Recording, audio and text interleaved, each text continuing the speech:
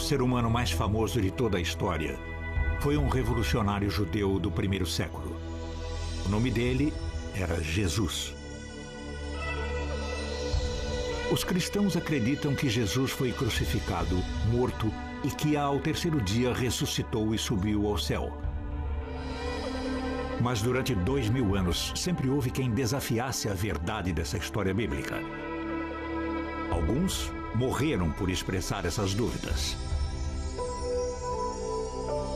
De Jerusalém às aldeias do sul da França, da vastidão da distante Caxemira às exóticas Filipinas, nós vamos tentar solucionar esse mistério de 2000 anos de idade.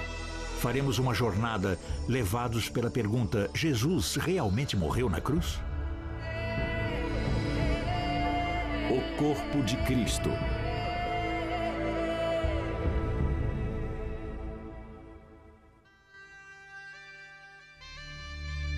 A saga do cristianismo registra não apenas o mais famoso nome, mas também o acontecimento mais notável da história: a crucificação. Para alguns, ou talvez muitos fiéis verdadeiros, o fato de que Jesus foi crucificado, morreu, ressuscitou e subiu ao céu pode ser uma verdade literal. Mas ao longo da história, sempre existiram os que fizeram perguntas embaraçosas, às vezes mesmo sendo cristãos. Será que um homem morreria depois de apenas 6 horas da cruz? Estaria ele narcotizado? O que realmente aconteceu no sepulcro? E se Jesus não subiu ao céu, para onde ele foi? Para muitos cristãos, essas perguntas podem minar os próprios alicerces da cristandade, além de serem extremamente controversas. O ponto mais crítico da história, aquele em que todos os cristãos devem acreditar, é a ideia de que Jesus se ergueu dentre os mortos. A ressurreição.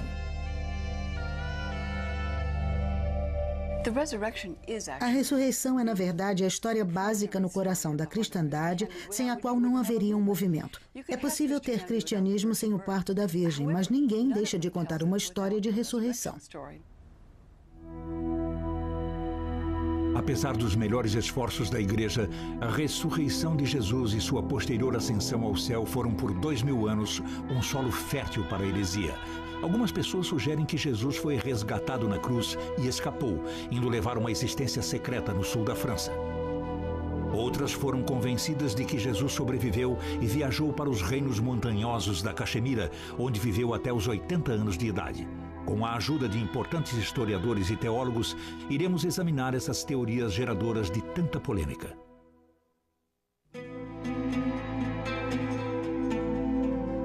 Para entender o que aconteceu com Jesus depois da crucificação, é preciso primeiro examinar fatos da vida dele. Mas o que é um fato histórico? Qual é a prova? Quase tudo o que atualmente achamos que sabemos a respeito de Jesus vem dos 4 evangelhos: Mateus, Marcos, Lucas e João. Mas Mateus e João foram os únicos evangelistas que integravam o grupo dos 12 discípulos, ou seja, os únicos que poderiam estar presentes aos eventos que descreveram. Aparentemente, os 4 evangelhos foram escritos entre 40 e 100 anos após a crucificação, o que, segundo a história romana, aconteceu por volta do ano 30 depois de Cristo. Mas apesar de nós conhecermos os evangelhos por esses 4 nomes, estudiosos modernos da Bíblia não têm certeza de quem realmente os escreveu. De início, todos esses evangelhos circularam anonimamente. Não havia nomes ligados a eles até cerca do ano 200. E o teólogo cristão que surgiu com a ideia de um Novo Testamento foi logo condenado como herege. Independentemente de quem tenha escrito os 4 evangelhos, a descrição da morte de Jesus está em todos eles.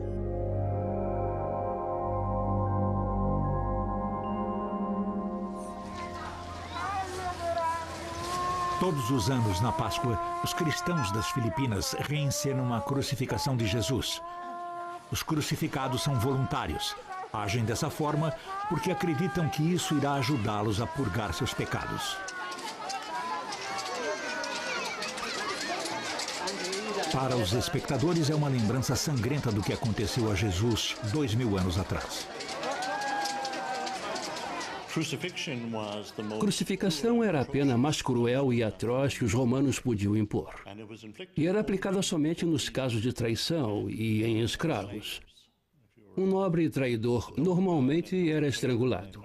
Mais simples, mais fácil e muito menos doloroso.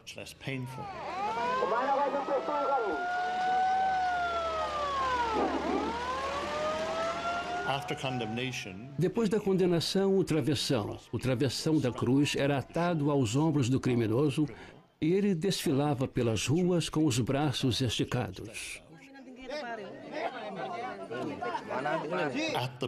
No local da execução, então, os cravos eram pregados nas mãos e nos pés. Mas um homem pregado a uma cruz não morre dos ferimentos. Surpreendentemente, morre por sufocação. Quando se está suspenso pelos braços, o tórax fica comprimido. Se o peso do corpo não estiver apoiado nas pernas, fica difícil respirar. Com o tempo, a tensão e a dor tornam isso impossível.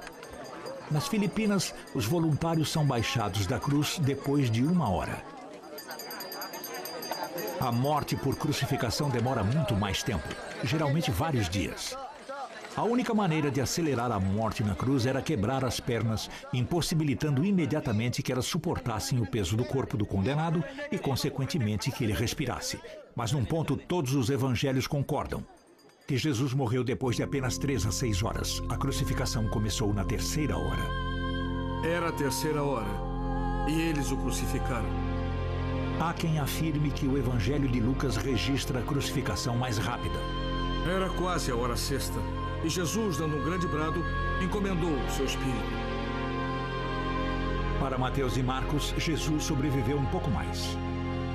E perto da 9ª hora, Jesus bradou. Os discípulos queriam descer o corpo de Jesus da cruz imediatamente, mas o governador romano Pôncio Pilatos não estava convencido de que ele morrera. E Pilatos se admirava de que Jesus morresse tão depressa. Pilatos foi tranquilizado pelo centurião, mas era o mesmo centurião que antes dissera: verdadeiramente, este homem era o Filho de Deus. O corpo de Jesus foi então depositado numa tumba doada por um homem rico, José de Arimateia. Este José e um homem chamado Nicodemos vieram cuidar do corpo. Eles vieram de noite buscar a Jesus, trazendo uma mistura de mirra e aloes, de quase 100 libras de peso. De um ponto de vista mais histórico do que sacro, essas descrições podem provocar perguntas. Por que Jesus morreu tão rapidamente? Por que José e Nicodemos levaram tantas ervas para a tumba? Diante disso, talvez não cause surpresa o fato de algumas pessoas terem tido a ousadia de perguntar se Pilatos estaria certo nas suas dúvidas quanto a Jesus ter efetivamente morrido na cruz.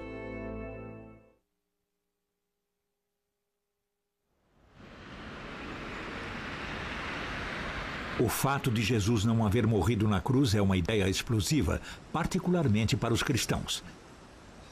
Em nossa jornada para conhecer a verdade sobre a vida e morte de Jesus, precisamos depositar toda a atenção nas descrições bíblicas da ressurreição. Foi aqui, em Jerusalém, que Jesus foi crucificado e, segundo as Escrituras, retornou à vida. Mas em Jerusalém, qualquer um é forçado a lembrar que não vivemos num planeta cristão.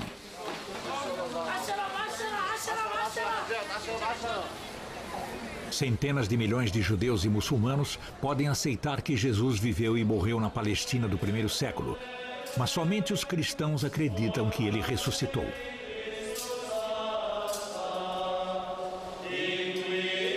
Esta é a Igreja do Santo Sepulcro, em Jerusalém, construída sobre o lugar onde supostamente estaria a tumba para onde Jesus foi levado após a crucificação.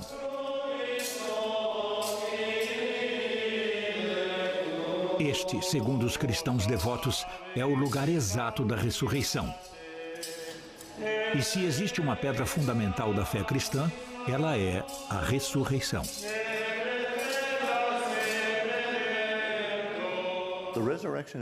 A ressurreição de Jesus no que concerne a todas as igrejas cristãs é absolutamente fundamental para a fé, e não tenho dúvida de que isso jamais irá mudar. A ressurreição pode ser fundamental para a fé, mas em nossa análise sobre o que realmente aconteceu, é difícil encontrar uma prova histórica que tenha consistência. Os 4 evangelhos contam histórias diferentes. Ler as narrativas da ressurreição é como ler 4 reportagens sobre o mesmo jogo de futebol em 4 jornais diferentes. E alguma discordância sobre se o lance foi faltoso ou não significa que o jogo não aconteceu e que não houve um vencedor. Se um deles diz que havia 2 anjos e outro diz que eram anjos, se um diz que Maria Madalena estava sozinha lá e alguém diz que ela estava com 1 ou 2 outras mulheres, são variações que a gente espera encontrar, tal qual reportagens diferentes sobre o jogo de futebol, e não constituem motivo de preocupação a ponto de dizermos que nada aconteceu. Seria chegar a uma conclusão falsa. Mas nas primeiras versões do primeiro evangelista Marcos, não há qualquer indício de ressurreição. O evangelho simplesmente termina com a descoberta de uma tumba vazia. Os últimos versículos de Marcos, que efetivamente contêm histórias da ressurreição, foram acrescentados 200 anos mais tarde. Nenhuma história do Evangelho é CNN em Jerusalém no ano 30. Os evangelhos foram escritos na forma de biografias históricas, daí muitas pessoas presumirem que sejam exatamente isso. Mas na verdade não são. Foram escritos para demonstrar às pessoas a importância e o significado de Jesus e de seus ensinamentos. É para isso que servem e se saem muito bem. Mas não existe um interesse essencial no que realmente aconteceu. Mateus e Lucas referem-se à ressurreição, mas não concordam quanto aos detalhes. Em Mateus, Jesus encontra as mulheres perto da tumba e depois os seus discípulos apenas uma vez sobre uma montanha na Galileia. Em Lucas, Jesus encontra 2 discípulos cujos nomes não são citados e que não o reconhecem. Em seguida, encontra os 11 discípulos restantes antes de deixá-los em uma aldeia do lado de fora de Jerusalém. O último evangelho, o de João, tem várias histórias diferentes da ressurreição. Para muitos estudiosos modernos, essas variações sugerem que as histórias não foram escritas para narrar um acontecimento miraculoso, mas sim com um objetivo inteiramente diferente e político. De vez que foram as supostas testemunhas da ressurreição que se tornaram os chefes das primeiras igrejas. Até hoje, o Papa alega que sua autoridade advém de uma linha de ordenações direta e contínua iniciada em Pedro, o primeiro discípulo que teria visto Cristo ressuscitado. Alguns estudiosos chegam a sugerir que a história da ressurreição foi criada para se tornar uma extraordinária ferramenta psicológica com o objetivo de atrair novos convertidos. Se não fosse a ressurreição de Jesus, a sua ascensão dentre os mortos, nós não poderíamos estar celebrando o Natal. É mais ou menos como entrar para o exército. A primeira coisa que queremos é assumir o comando do seu corpo. Então, simbolicamente, eu digo que vamos raspar a sua cabeça. E assim que você se submete a isso, nós o assumimos. Assumimos o seu corpo. E é o que queríamos. Em certo sentido, às vezes as igrejas, algumas igrejas pelo menos, fazem o mesmo. Nós vamos lhe dizer uma coisa inacreditável, e você vai ter que acreditar. Se acreditar, então vai acreditar que eles sozinhos controlam o céu, que sem eles você não pode entrar no céu. E eles pegaram você. O problema para a igreja no século XXI, uma era tecnológica e profana, é que se algumas pessoas já acham difícil acreditar na verdade literal dos milagres, o que dirá no milagre da ressurreição? Desde o século XVIII, vivemos num clima no qual as pessoas distinguem a fé da crença. Por isso, o efeito da ciência sobre a religião tem sido o de rechaçar a religião para provar aquilo em que acreditamos. Mas, semana após semana, as congregações se reúnem nas igrejas cristãs e recitam juntas um antigo credo, palavra latina que significa eu creio. Creio em Deus Pai Todo-Poderoso. Creio em Deus Pai Todo-Poderoso, por amor a nós, foi crucificado por Pôncio Pilatos. No ponto culminante do credo, todos os cristãos afirmam crer na ressurreição. No terceiro dia, ressuscitou, de acordo com as Escrituras. Subiu ao céu, está sentado à direita de Deus Pai, de onde há de vir julgar vivos e os mortos. Mas apesar do que possa ser dito na igreja, muitos teólogos cristãos não mais consideram a ressurreição um fato histórico. E isso não tem sido apenas um problema do século XXI. Há 1000 anos, alguns cristãos devotos do sul da França também tinham uma visão não ortodoxa, herege. Nos séculos XI e XII, os cátaros, um grupo profundamente religioso, acreditavam que todas as coisas materiais eram obra do demônio. Viam Jesus como um anjo que, com certeza, não poderia ter sido fisicamente crucificado e, sem dúvida, não poderia ter ressuscitado como um corpo físico. Na verdade, foi como resposta à heresia dos cátaros que a Igreja criou a Inquisição. Em 1244, os últimos 200 cátaros foram arrebanhados e sacrificados em fogueiras como hereges. A Igreja sempre reagiu firmemente contra quem duvidasse da verdade da ressurreição, porque essa dúvida insinua que as descrições evangélicas extremamente literais e físicas da morte e ressurreição de Jesus são falácias. Mas existe uma história também originada na França e mais ou menos na mesma época dos cátaros, que sugere que outro grupo cristão teria feito uma descoberta capaz de revelar que a ressurreição não fora verdade. No século XIII, toda esta área era um reduto dos Cavaleiros do Templo, uma rígida ordem religiosa e militar de monges guerreiros. O historiador local Thierry Lecon passou os últimos 12 anos desvendando a história dos Cavaleiros do Templo nesta região. Os Templários vieram para esta região. Existem vestígios deles por toda a área. Ali no fundo, perto do castelo de Blanchefort, há ruínas de um antigo posto de comando templário.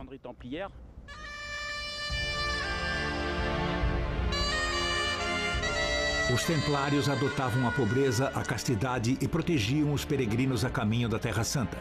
Mas seu objetivo principal era manter Jerusalém e os locais sagrados livres das forças islâmicas.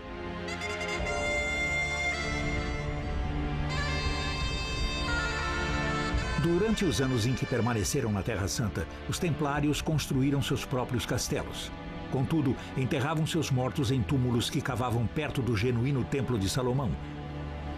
E certamente, durante esse período, acredita-se que eles teriam descoberto grandes tesouros. Finalmente, os templários foram forçados a sair da Terra Santa em 1186 e voltaram para a França. É certo que os templários permaneceram poderosos, ricos e cercados de mistério. Por isso, não causa surpresa que houvesse especulações a respeito deles, inclusive com o surgimento da lenda de que os templários teriam descoberto os ossos de Jesus e os trazido de volta à França. A relíquia teria sido enterrada em algum lugar perto daqui.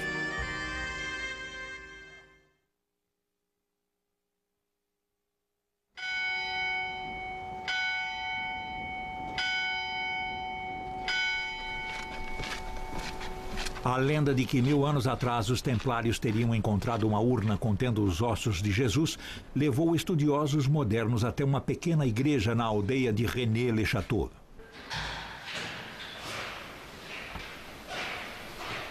O escritor Richard Andrews está convencido da existência de pistas que podem revelar exatamente o que os templários encontraram durante as escavações que realizaram em Jerusalém. Pode-se perguntar, os templários encontraram despojos, uma urna com ossos que eles acharam que podiam ser de Jesus. Se achassem, teria sido um choque para o sistema, porque os templários eram bons cristãos. Isso iria desafiar toda a doutrina da ressurreição, porque ali estariam restos mortais. Então fazemos a segunda pergunta. Por que os templários se arriscariam a ser acusados de heresia, trazendo para esta área os ossos que julgavam ser de Jesus? A resposta é simples. Se tivessem encontrado o que acreditavam ser os ossos de Cristo, eles precisariam de um local seguro. Pode-se esconder uma igreja nessas montanhas, quanto mais uma pequena caixa com ossos. Você pode se perder nessas montanhas hoje. Imagine como seria há um milênio.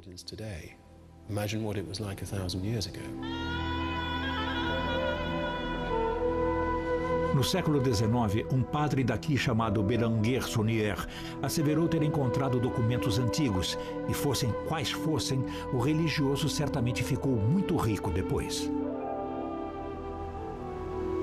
Richard Andrews encontrou pistas nesses pergaminhos utilizando geometria e transferindo símbolos de antigas pinturas para mapas igualmente antigos.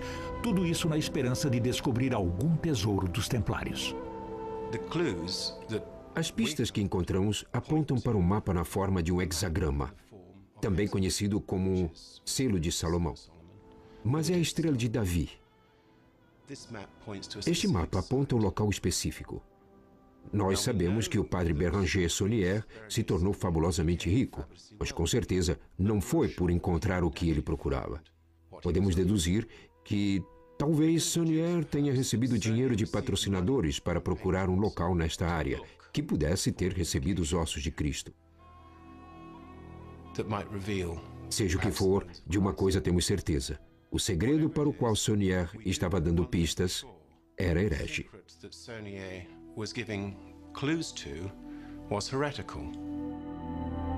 Saunier morreu em 1917, levando para a cova o seu segredo. Mas isso não impediu que entusiastas como Thierry Lecon continuassem a pesquisar, baseados no trabalho de Richard Andrews, tentando solucionar o mistério.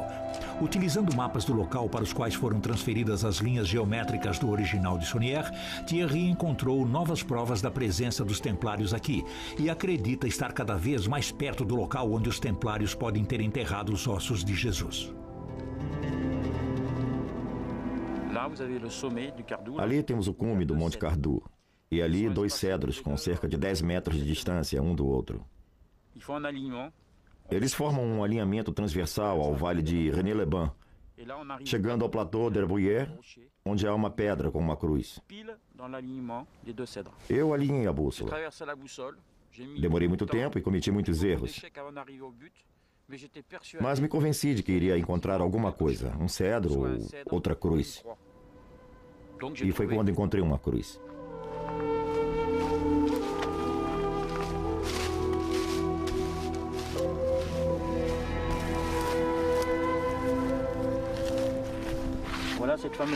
Aqui está a famosa cruz.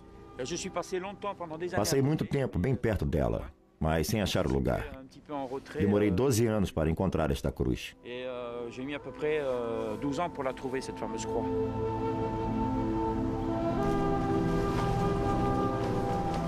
Mesmo se os Templários tivessem trazido da Terra Santa para cá os ossos de Jesus dentro de uma urna, parece pouco provável que Thierry Lecon ou Richard Andrews viessem a encontrá-los nessas montanhas. Contudo, houve aqueles que retornaram às histórias originais dos evangelhos sobre a morte e ressurreição de Jesus e chegaram a conclusões mais críveis, mas não menos assustadoras, sobre o que exatamente aconteceu há 2000 anos. Você lê a história da tumba vazia e que na sexta-feira alguém foi morto e que no sábado saiu da tumba. Você pergunta o que pode ter acontecido. Ou Deus o ressuscitou, que é a afirmação cristã tradicional, ou o corpo foi levado por alguém. Roubaram o corpo. Mas existe outra possibilidade. Os evangelhos descrevem como, depois da ressurreição, Jesus comeu, bebeu e Tomé pôde tocar em seus ferimentos. Daí talvez não surpreenda que pessoas que procuraram explicações naturais para os milagres tenham sugerido que Jesus estava vivo, porque ele não morreu na cruz. Há muitas versões. Uma surgida há alguns anos no livro A Trama da Páscoa sugere que ele foi sedado na cruz e que foi retirado logo, podendo, portanto, ter sobrevivido. É uma possibilidade. Os discípulos realmente deram a Jesus algum tipo de substância numa esponja. Ensoparam no vinagre uma esponja e, atando-a a um isopor, lhe achegaram-a. E Jesus morreu imediatamente após beber essa substância. Quando Jesus recebeu o vinagre, disse: "Está acabado." Mas, por estranho que pareça, não é preciso sugerir que Jesus tenha sido sedado ou drogado pelo que quer que estivesse na esponja para acreditar que ele pode ter sobrevivido. Há registros de pessoas que sobreviveram à crucificação. O historiador judeu Josephus escreveu que um de seus amigos sobreviveu à crucificação na Palestina no século I. Ele está viajando para uma aldeia chamada Tacoa, a fim de procurar terra para um acampamento romano. E nota que 3 amigos seus estão presos a cruzes. Então ele pede permissão para baixá-los de lá. Tito, o general romano, concorda. Os 3 homens são descidos imediatamente e medicados. 2 morreram, mas o terceiro sobreviveu. Portanto, é possível que Jesus tenha sobrevivido? Certamente. Sua crucificação foi executada apressadamente, talvez até demais. Quando se olha a história de Jesus e de como ele foi executado pelos romanos, vê-se que ele fica na cruz durante 6 horas. A presunção é de que ele está morto. Os soldados romanos examinam o corpo. Existem 2 outros crucificados, segundo conta o Evangelho. E as pernas deles são quebradas para acelerar a morte, porque o dia do Sabat está próximo. Quando chegam a Jesus, eles dizem, ele já está morto. Seu corpo está inerte, ele não respira. Então, eles preparam o corpo e o colocam numa tumba que presumivelmente é vedada. Sob o ponto de vista prático, ele está morto. A pergunta, porém, é, ele está clinicamente morto? Claro que a questão da morte clínica surge porque as ervas que José de Arimateia levou para dentro da tumba com o corpo de Jesus eram aloes, plantas usadas para curar, não para embalsamar. Nós temos histórias, tanto do mundo moderno quanto do antigo, onde as pessoas aparentam estar mortas e, para todos os efeitos práticos, estão mortas. Isto é, se elas não respondem ao mundo exterior. Mas aí elas realmente revivem ou retornam. É o que chamamos de ressuscitação, mas, se respeitar o idioma, seria ressurreição. A ideia de que Jesus possa ter sobrevivido à crucificação em vez de ter ressuscitado parece provocação. Mas todos os evangelhos dizem claramente que os discípulos viram Jesus como se ele estivesse vivo. Se Jesus sobreviveu, isso necessariamente não significa que a história da ressurreição foi uma mistificação ou uma falsidade intencional. No final do século XIX, o escritor inglês Samuel Butler, em seu livro sobre a ressurreição, expôs a teoria de que se Jesus na cruz entrou num coma induzido e depois voltou a si na tumba, então ele e seus discípulos teriam efetivamente achado que essa recuperação foi uma ressurreição milagrosa. Isso ainda tem grande credibilidade se visto à luz, por exemplo, de desenvolvimentos mais modernos. Veja as experiências da quase-morte nos Estados Unidos. Cerca de 13 milhões de pessoas afirmam que tiveram experiências da quase-morte, viram esta luz branca e acreditam em algum tipo de milagre. No século I não havia essa percepção científica, nem esses hospitais para salvá-las. O que aquelas pessoas pensavam faz sentido. Isso não as torna fraudulentas ou impostoras. Faz delas pessoas genuínas que julgavam haver testemunhado um milagre. Quaisquer que fossem as circunstâncias, se Jesus estava vivo, então ele e seus discípulos estavam diante de um sério problema. Se Jesus foi colocado na tumba e de algum modo reviveu, ele próprio certamente pensaria que aquilo foi um ato da graça de Deus. Eu estive às portas da morte e fui trazido de volta. Mas há uma questão prática, um problema político, na verdade. Os romanos basicamente fazem uma coisa com os messias. Eles os crucificam.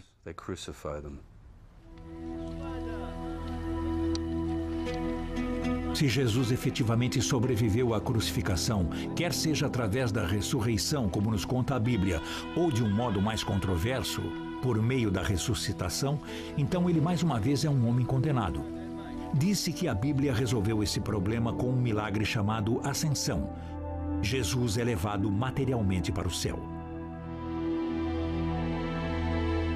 Mas o fato interessante é que a ascensão não aparece nas versões originais dos evangelhos.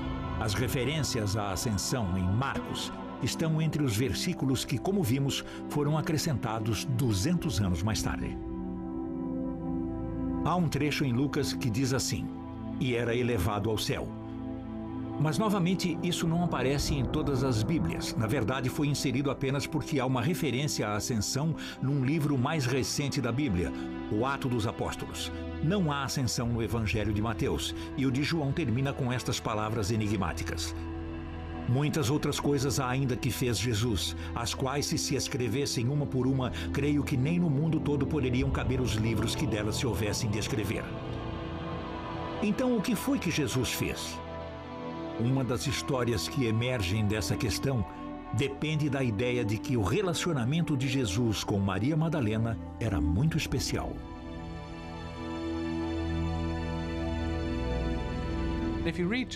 Pelo Evangelho de João, a primeira pessoa que viu Cristo ressuscitado, o primeiro cristão foi Maria Madalena. Então eu acho que a igreja tenta pôr de lado a ideia de que Jesus tinha relacionamento com mulheres. É ridículo. Faz parte desse problema o fato de sempre dizerem, os que não são fiéis, que com relação a Jesus seria a sua divindade. E os cristãos sempre acham mais difícil a condição humana de Jesus. Ele era um homem. Eu concordo com o conceito de que Jesus manteve um relacionamento longo e importante com Maria Madalena e que teria sido uma das coisas preponderantes em sua vida. Ele era humano. É claro que a ideia de Jesus poder ter tido um relacionamento muito especial com Maria Madalena pode parecer ofensiva para muitos cristãos. Contudo, alguns historiadores foram mais longe. Eles sugeriram que Jesus e Maria Madalena podem ter se casado e até ter tido filhos. Portanto, para quem está tentando descobrir para onde Jesus poderia ter ido em sua fuga dos romanos, talvez fosse bom começar descobrindo para onde Maria Madalena foi. Segundo uma tradição, alguns anos depois da crucificação, Maria Madalena veio para a região de Camargue, no sul da França. Aqui ela viveu e morreu, e a Basílica de Santa Maria Madalena é um santuário erguido em sua memória. Este foi o centro daquilo que se tornou conhecido como o culto da Madalena. O culto da Madalena foi muito poderoso na França até a Idade Média. Os fiéis queriam acreditar numa figura materna e a igreja estava ansiosa para que não tomassem Maria Madalena como tendo sido uma figura de mãe, por motivos óbvios, que seriam ela poder ter se tornado a esposa de Cristo, ter tido filhos dele e iniciado uma linhagem.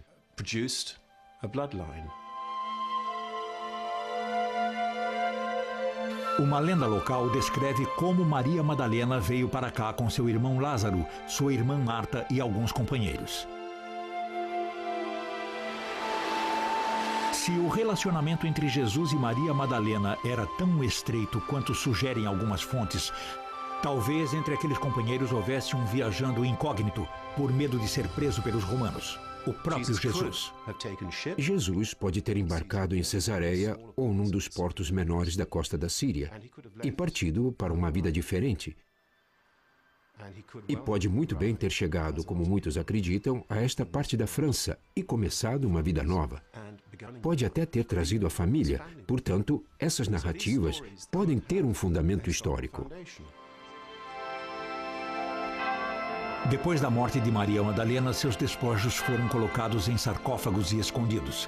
Somente em 1279 eles foram descobertos e ergueu-se esta basílica para guardá-los. Encerrado numa cripta, no centro da igreja, está aquele que se acredita ser o crânio de Maria Madalena.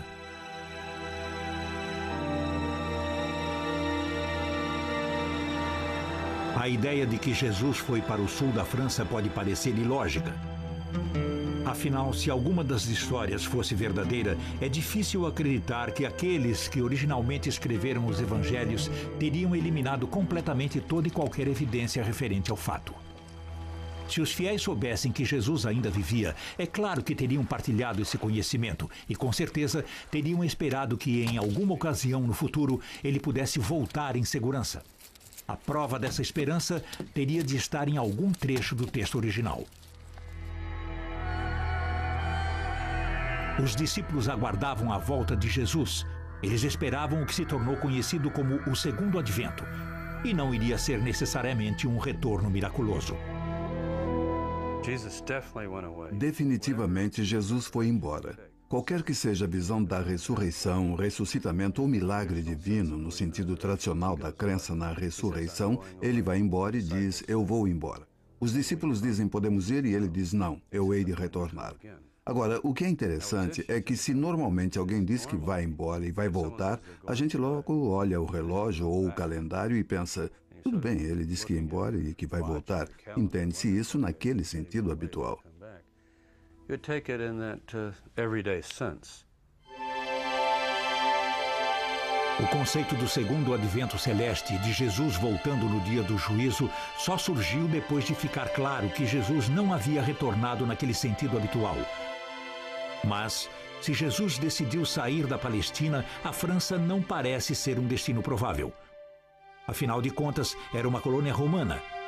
Há quem diga que se Jesus sobreviveu à crucificação, sua prioridade teria sido sair do alcance dos romanos. Acho que Jesus teria de sair daquele território. E surge a pergunta, para onde ele iria? E se olharmos o mapa, a Palestina está no limite oriental do Império Romano.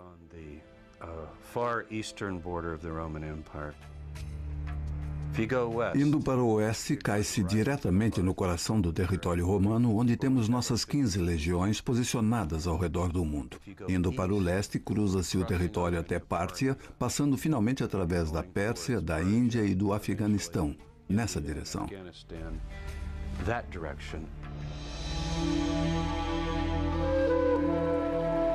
Mas além de querer evitar ser preso novamente, por que Jesus viajaria para o Oriente? E como ele chegaria até lá?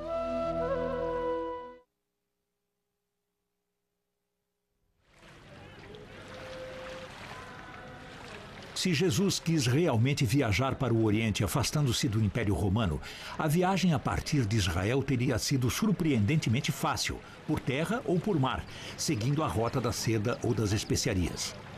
É um fato aceito, por exemplo, que o discípulo Tomé viajou para a Índia e ali fundou uma igreja cristã.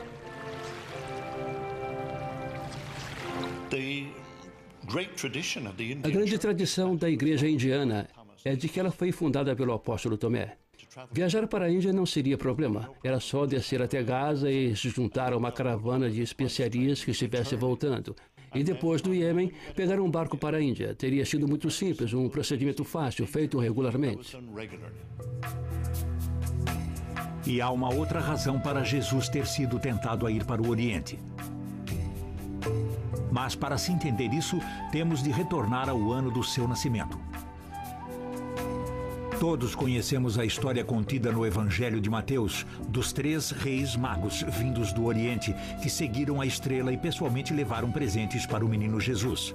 O que talvez não reconheçamos imediatamente é a semelhança entre essa história e a tradição de uma religião que é 500 anos mais velha do que o cristianismo, o budismo.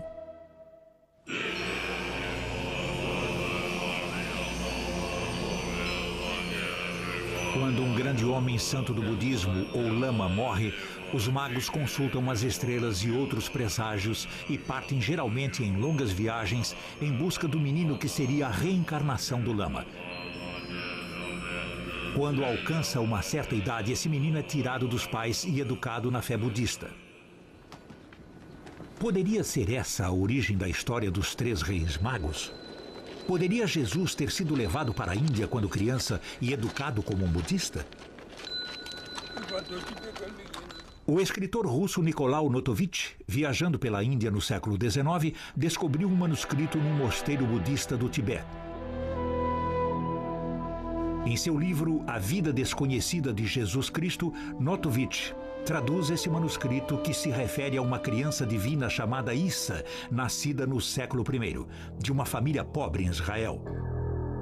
Issa veio para a Índia com 14 anos de idade. Aqui aprendeu as leis do budismo, antes de voltar a Israel com 29 anos de idade. Essa ideia certamente explicaria o fato de não haver qualquer registro da presença de Jesus na Palestina no período contido entre seus 14 e 29 anos de idade. É certo que os ensinamentos e milagres de Jesus possuem um estranho paralelismo com os ensinamentos e milagres do Buda. Amar os inimigos e a ideia de que os mansos herdarão a terra não tem qualquer tradição na religião judaica, mas são perfeitamente coerentes com o budismo. E sabe-se que Buda caminhou sobre a água e milagrosamente alimentou muitas centenas de discípulos seus com apenas algumas migalhas de comida.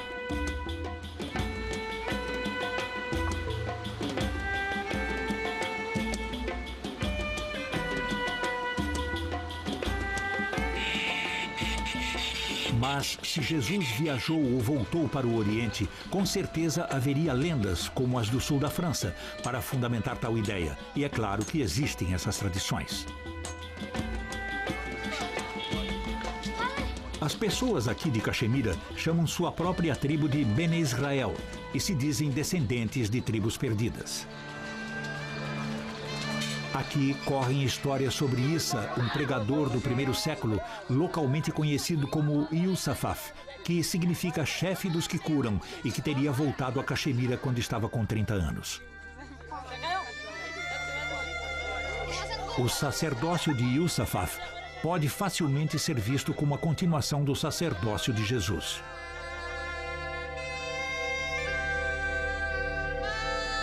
E num templo local denominado Templo de Salomão, havia uma inscrição dizendo que, por volta dos anos 50 depois de Cristo, Yusafaf afirmou ser Jesus, o profeta de Israel.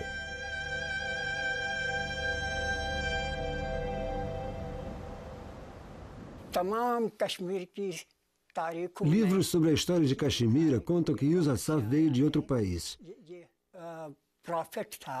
Era profeta e mensageiro. Veio de Israel. Veio para difundir seus ensinamentos. Viveu e morreu aqui.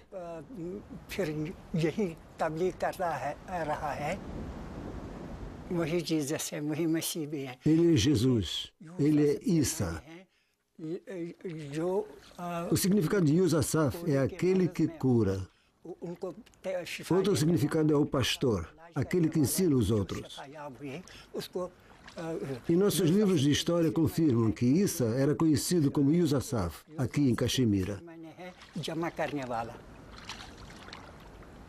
Yusafaf continuou a ensinar e a pregar em Caxemira até morrer por volta do ano 80 depois de Cristo. Foi enterrado em Srinagar.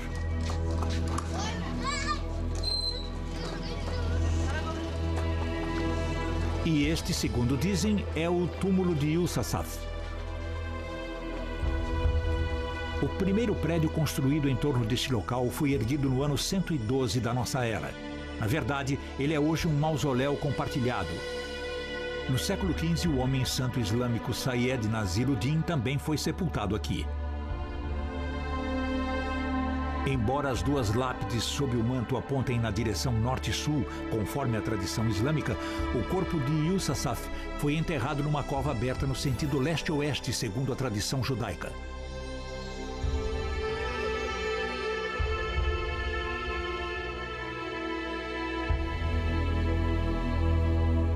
Perto do sarcófago estão gravadas duas pegadas.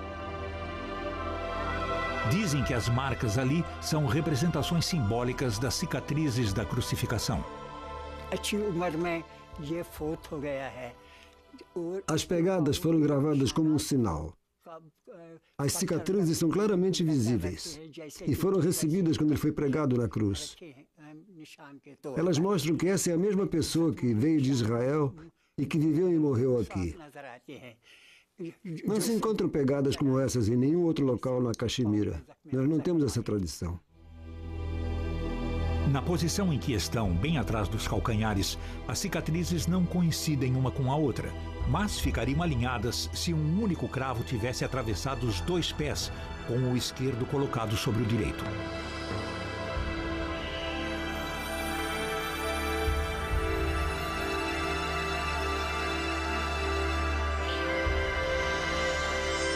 Muita gente acredita que este é o túmulo de Jesus.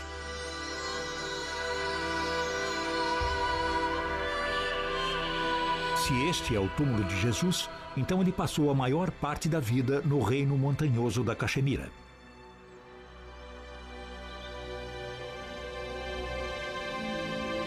Ele não morreu na cruz, não houve a ressurreição, ele não subiu ao céu e não está sentado à direita de Deus Pai.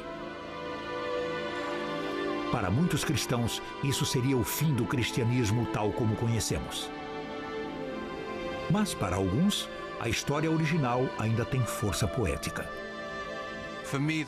Para mim, a ressurreição trata da morte. Duas coisas que acontecerão em nossas vidas é que vamos nascer e vamos morrer. São as duas coisas sobre as quais nada sabemos. Por isso temos esse grande vazio antes e esse grande vazio depois. Assim, qualquer crença, qualquer religião, qualquer igreja que se haja estabelecido, terá sempre algum conceito, algum modo de lidar com a morte. Na ressurreição de Jesus, no final da história da Páscoa, está o simbolismo da nossa ressurreição em nossa própria nova vida. Isso é a grande força do cristianismo, e fugir desse simbolismo incrivelmente forte da ressurreição que nos abala por causa da realidade que acontecerá, e começar a discutir se os ossos de um túmulo coincidem ou sobre o que na verdade aconteceu, foge completamente ao objetivo do cristianismo. E sempre existirão aqueles para os quais nenhuma inconsistência ou anomalia dos evangelhos terá qualquer significância. Para eles, a história ainda tem o selo da verdade evangélica.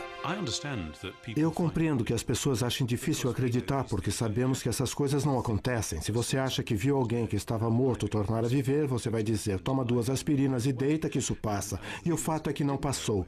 E o que temos nos evangelhos não são histórias de pessoas dizendo, bom, é claro que ele está aqui, está vivo novamente. Nós temos histórias de pessoas que dizem, mas o que é isso? Não seja tolo, isso não pode acontecer. Elas sabiam tanto quanto nós. E contudo, no âmago da questão, elas voltam e dizem, realmente aconteceu. Isso nos deixou perplexos, modificou nossa visão do mundo e desde então continua fazendo as pessoas modificarem a sua visão do mundo. Versão brasileira Sincrovídeo.